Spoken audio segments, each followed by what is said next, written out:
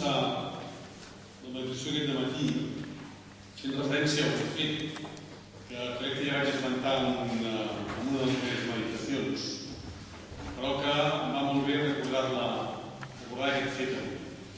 Era un programa de televisió, TV3, de fa uns anys, un debat sobre les creences religioses, i en un determinat el filòsof molt conegut per tots, en Xavier Robert Ventós, que respecto personalment molt, un gran pensador, va dir el següent, més o menys.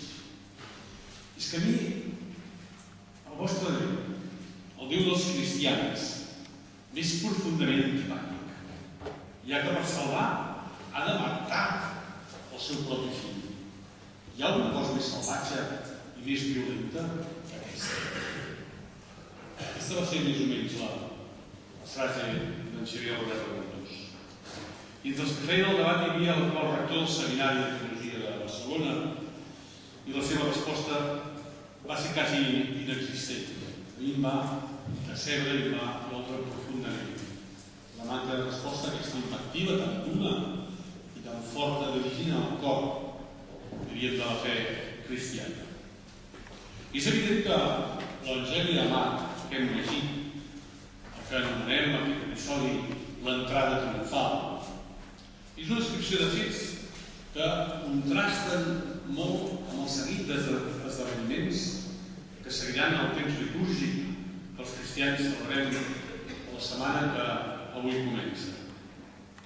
Recordo, de petit, un record que deveu tenir tots vosaltres, sempre em sorprenia veure els carrers plens de gent amb palmes i palmons, amb un aire de festa grossa, i que el seguia durant la setmana, els dimecres, els dijous, els divendres, on la ràdio tan sols emetien música religiosa. Déu-n'hi-do que va durar aquella història d'aquest país tan marcat pel nacional-catolicisme imperant. Era tant el contrast que era comú sentir afirmacions com aquesta. Suposo que tots veu sentir. Els mateixos que el van rebre amb rematxes i crits i ossanes són els mateixos que dies després el van matar. Oi que heu sentit aquesta frase? És evident que la festa al principi del relat contrasta amb el dramatisme dels fets posteriors.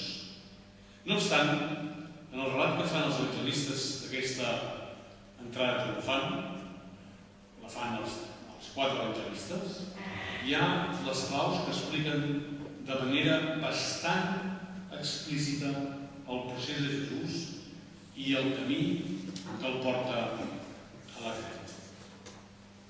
Quan Jesús quasi arriba a Jerusalem, prop de la muntanya de les Oliveres, ordena a 2 dels seus deixebles: mireu, aneu al poble que teniu al davant i entrareu allà i trobareu un poll fermat que ningú ha muntat mai encara.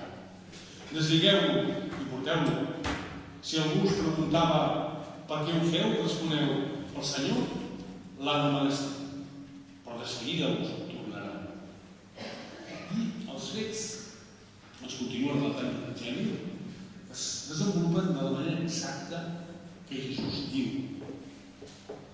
El pollí lligat en el lloc, al poble, la pregunta dels homes com deuen deslligar el pollí, i es confonen amb la mateixa explicació que Jesús els ha donat. És sorprenent aquesta coincidència exacta. Els fets passen igual com Jesús diu. I això ens suscita algunes preguntes. Com Jesús sabia que allà hi havia un pollí? És que coneixia els costums d'aquell poble? És que en aquell poble sempre tenien aquell pollí que no havia muntat mai ningú lligat en aquell lloc sempre? És que coneixia els habitants d'aquell poble? És que coneixia, per l'explicació que fa donar a l'amo del pollí? Sembla que els relators del fet, els evangelistes, volien fer palès que tot estava predeterminat, que Jesús sabia molt bé tot el que passaria. Quin coneixement realment té Jesús dels fets, de manera prèvia, dels fets del Pasqua? És la pregunta que suscita quan un acaba de llegir el text. De fet, seguint el relat dels evangelis, concretament en el capítol 16, verset 21, Jesús ja diu als seus disciples abans d'aquesta última pujada a Jerusalem. Des d'aleshores, Jesús començà a explicar als disciples que calia que visqués a Jerusalem i que patís molt de part dels notables, els grans sacerdots i els mestres de la llei, i que havia de ser mort i de ressuscitar el tercer dia. Ja hi ha un anunci de Jesús previ amb això. Hi ha unes evidències prèvies de que Jesús és conscient de quin és el camí fins a la creu. La gran qüestió respon això a una simple aplicació de la lògica humana. Sabia que el que ell estava fent el portaria fins a la creu?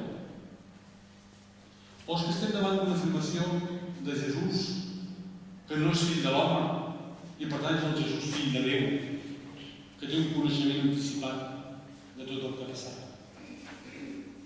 És el gran debat teològic de Jesús fill de l'home al Jesús fill de Déu. No hi trobem una resposta a cap dels evangelis en aquesta pregunta. Però no obstant sí que podem dir algunes coses. La primera és que la voluntat de Jesús és palès en tot el seu ministeri de preservar la seva humanitat fins al final. Mai a cap dels evangelis, a ell mateix es dona l'apel·latiu de fill de Déu. Són els altres que li diuen, que reconeixen la condició de fill de Déu. Recordem, per exemple, al principi del seu ministeri, quan el bateig de Joan, que Joan diu, però si jo s'hi oposava dient, soc jo el que necessita ser batejat per tu i tu vens a mi. I Jesús li respongué, deixa'm fer ara, convé que complim d'aquesta manera tot el que Déu vol. O quan després de la episodi de la transfiguració, que els deixebles que baixen connobilats d'aquella imatge, els diu, les adverteix molt seriosament, no dieu res a ningú d'aquesta visió fins que el fill de l'home hagi ressuscitat d'entre els morts. El que és evident de tot plegat és la voluntat de Jesús de voler fer un camí fins al final, amb totes les conseqüències. I volia acabar aquesta petita part d'aquesta pregunta amb les dues últimes frases que parlarem segurament el divendres sobre elles. Les últimes dues frases que diu Jesús a la creu. La primera, aquest crit de Elí, Elí, lama sabactani. Què vol dir? Déu meu, per què m'has abandonat? És un crit de Jesús, fill de l'home, que es hem abandonat per tu. I acaba aconseguint, diu, Pare, confio el meu abrec a les teves mans.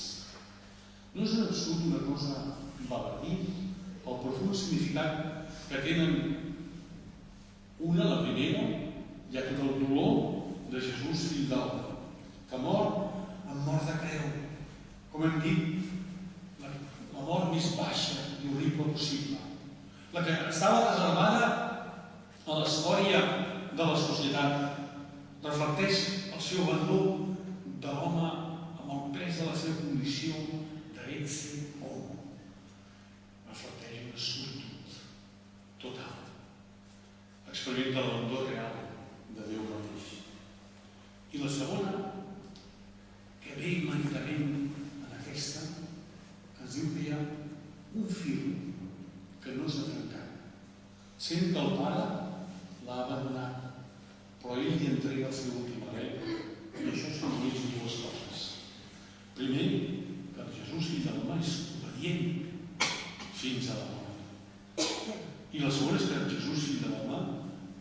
confia, malgrat tot, en el Pare.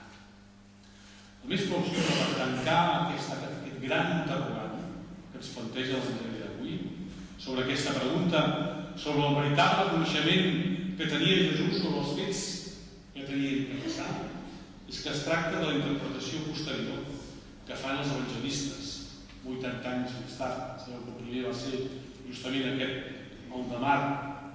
Hi ha una interpretació que es fa des de la fe i que volen emfatitzar la divinitat de Jesús en aquell moment.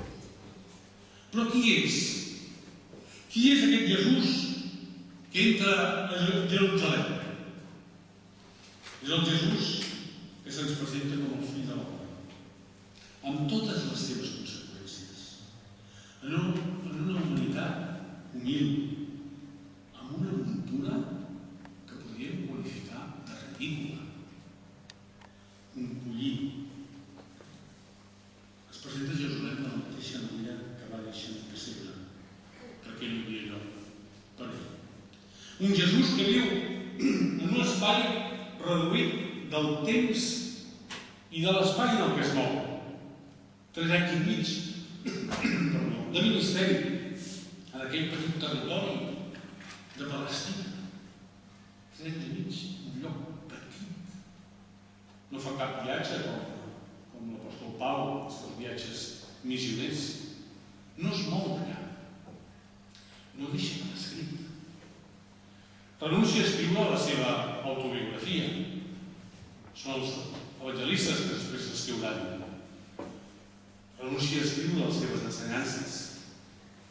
Que tota la seva influència la fa des de la proximitat, des de l'acostament en els més petits, els desvalguts, els exclosos, a la viuda, al paralític, al cec, al leprós. Però també no escriu als poderosos que volen canviar els seus camins, com el jove ric o com Nicodem. És el Jesús que relaciona amb els altres des de la distància més curta possible. La podem qualificar el Jesús que relaciona mirant els ulls de la gent. Aquest és el Jesús que entra a Jerusalem. I què provoca aquest Jesús en aquella entrada triomfal? Què provoca? Doncs el primer que és que provoca el goig dels humils, que estenien els mantells al seu pas, o els ramatges que tallaven dels camps i que cridaven «Hosana, beneït el qui ve en nom del Senyor, i beneït el regne que arriba, Hosana a dalt del cel». Vull destacar 2 coses d'aquest relat dels fets, de quasi ja al final d'aquesta entrada triomfal. I són de 2 evangelis diferents. El primer és el de Marc, que en l'últim verset, aquest verset 11, que ens ha llegit la Glòria, ens diu que la primera cosa que fa Jesús és anar, quan entra a Jerusalem, és anar al temple.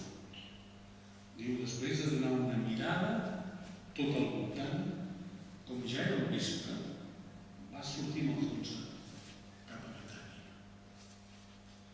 A Jesús, en aquella mirada, no li va agradar el que va veure. I segons Marc, l'endemà va entrar una altra vegada al temple i va treure els que havien compartit, seguint les seves paraules, a casa del Pare, amb una cola de llanes. L'altre és Mateu, que ens fa un relat una mica diferent, perquè no explica que Jesús entra al temple i fa una mirada i se'n va a la feina a